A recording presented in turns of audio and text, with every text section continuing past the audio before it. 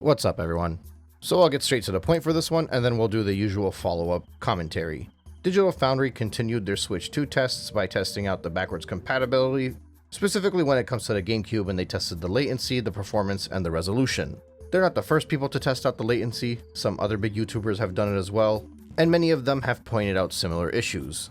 If you're looking for more of a technical analysis on the actual performance of the GameCube emulators on the Switch 2, I recommend going straight to the source and watching the Digital Foundry video, as that will give you the proper analysis, since obviously I am not one to discuss the technical performance. But it seems like based off of their analysis, as well as the analyses of some other experts, the emulator is still entirely playable, you can still have a pretty decent time on it, but it still underperforms compared to where it should be. As far as the latency is concerned, this is most noticeable when you're playing games like F-Zero and Soul Calibur and you need those quick inputs that are reliant on your reflexes. As far as performance goes, there are a few drops in some notable areas, specifically when you're playing Mario Strikers, but it's a pretty consistent performance regardless of which game you're playing. Now, there are a handful of reasons of why I feel it's important for me to make this video, because obviously, you could argue what's the point of me just reporting on their own findings. But the reason I need to have a discussion, a commentary about this, is because those channels are objective channels that are just looking to analyze the situation.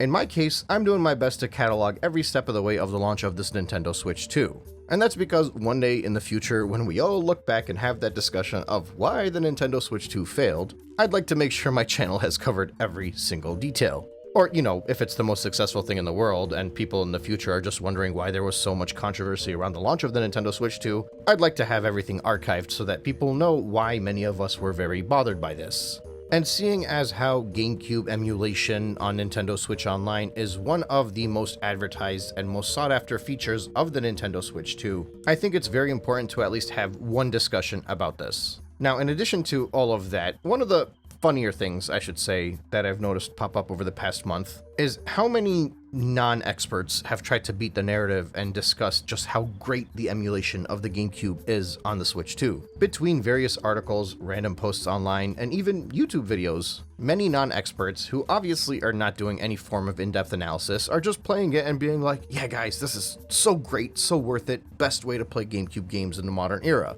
In a lot of ways, this whole situation is very similar to the poor LCD. At launch, many people flooded to the internet to talk about how great the LCD was on the Nintendo Switch 2 until the experts actually got a hand on it and realized that it was extremely subpar. And it seems like with every passing day of the Nintendo Switch 2's life, more and more things are being tested, more and more things are being analyzed, and more features are proven to be underperforming on the new console. Now, obviously, this is what happens when you have a console that is not sent out to testers, to review outlets, in order for them to analyze prior to the console's launch. So many people now are saying, see, if you had let the review outlets get their hands on these things before the release, a lot of people would have seen this and they would have avoided the purchase. But as I've said in the past, I don't think it's right that review outlets get their hands on consoles early. It creates an inevitable bias for a lot of these people when they receive products for free and receive them early, so that they feel kind of like they have to do something a little bit nicer to the people that gave them the consoles and gave them access early. Heck, even right now, many of the most positive Switch 2 reviewers are the ones that received a free Switch 2, so even if they didn't get it early, they received it for free. So while many people out there think that the solution would have been for Nintendo to give people review units ahead of time, I actually think the solution is on the customer. This is clear proof that people should not be buying anything at launch, not be buying anything day one. Or at the very least, only the most enthusiastic of hardware testers are the ones who should be buying it. They should be testing it out, and they should be the guinea pigs to determine whether or not other people should buy in.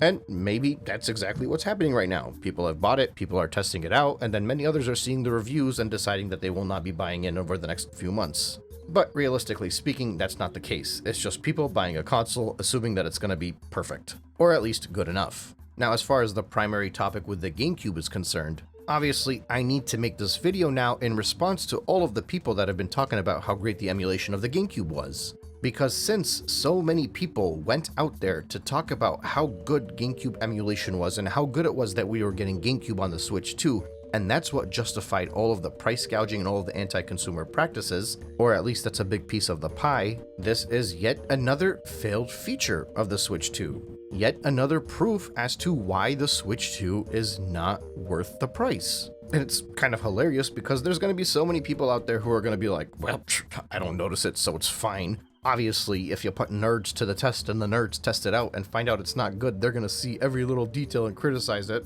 But I don't know what to tell you. I trust technical experts more than I trust random users online who are just happy to buy anything and play it, and probably have not bought a console since the Switch 1. Now, here's the actual reality. The reality when it comes to the way the GameCube performs, and really the way that the LCD was on the Switch 2, and all of the other major drawbacks that we've seen on this console. And I've alluded to this a handful of times already, but I feel like it's a point that's worth repeating over and over again.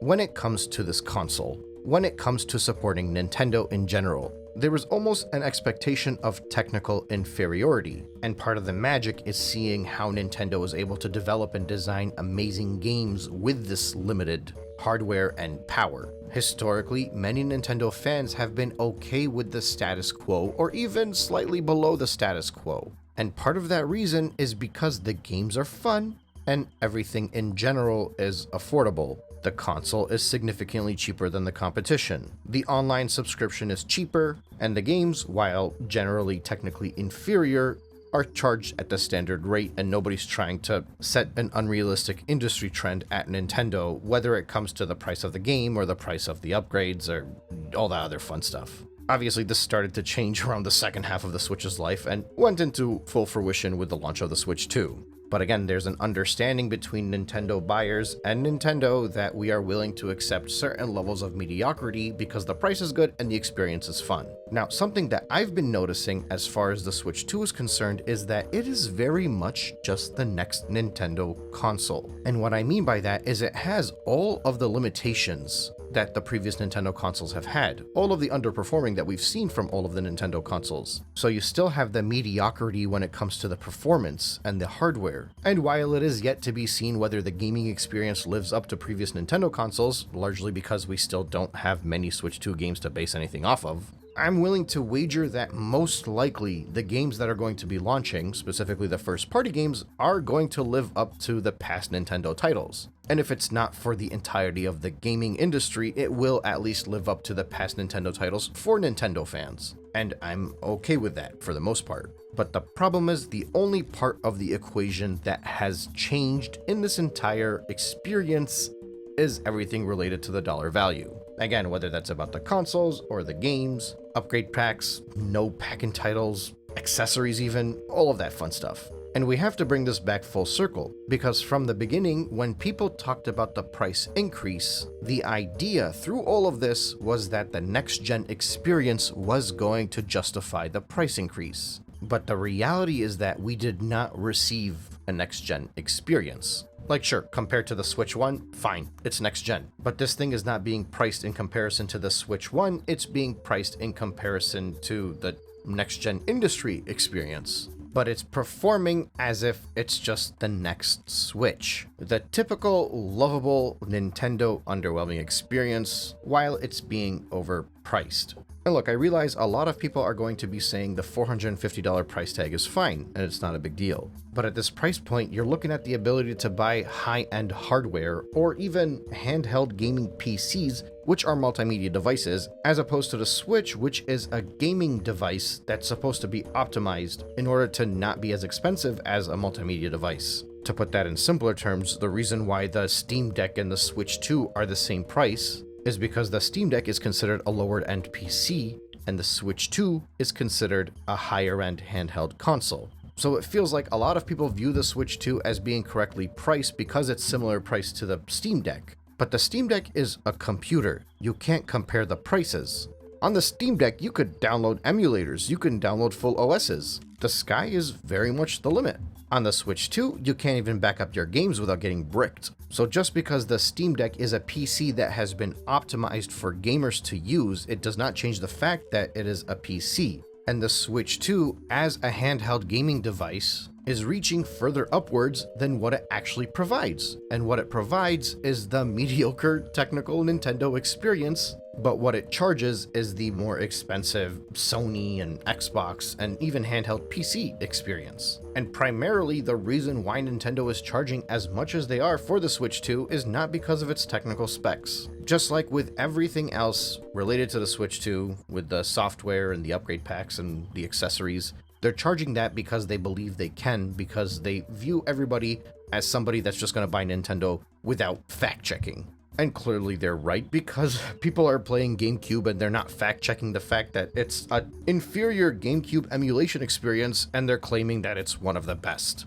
And it's made all the more hilarious because the GameCube is so easy to emulate. Dolphin is as large as it is because of this reason. But look, let's put this in numbers terms, right? Everybody likes to talk about adjusted for inflation, and how inflation means that you getting ripped off is justified. Well, adjusted for inflation, the OG Switch is like the 4th cheapest console, specifically based off of their price at launch, beaten only by the Dreamcast, the Series S, and the GameCube. It was also technically beaten by the Switch Lite later, but the Switch Lite is a handheld console only, so it's a different discussion. And to give you an idea, that same Nintendo Switch that's being launched today is $391. The Switch 2, on the other hand, is the 9th cheapest console. Actually, when you include all of the various revisions of the Nintendo consoles, the only Nintendo consoles that were more expensive than the Switch 2 at launch were the SNES, the NES, and the Wii U. And all 3 of those consoles had drastic price drops early on in their life. The NES and the SNES had their drastic price drops primarily because that's what was the norm back then. Consoles would launch and immediately go down in price within 6 months to a year. In the case of the Wii U, however, a much more modern console in comparison to those two, it obviously dropped in price because it was overpriced initially, had a very good launch, and then just tapered off. And as a result, Nintendo felt compelled to drop the price in hopes that they can recuperate all of these losses, and obviously they were unable to. But it did lead them to the Nintendo Switch, which was much cheaper in price, and basically I'm saying all this because hopefully that's a similar situation to what happens with the Switch 2. As it stands, I'm just looking for the justification, because as it stands, I just don't see the value that many people are claiming this thing has. And every single time somebody makes an argument for this, that argument gets pretty quickly debunked. In any case, I think that's all I got for today. Thank you so much for listening, and I will catch you on the next one.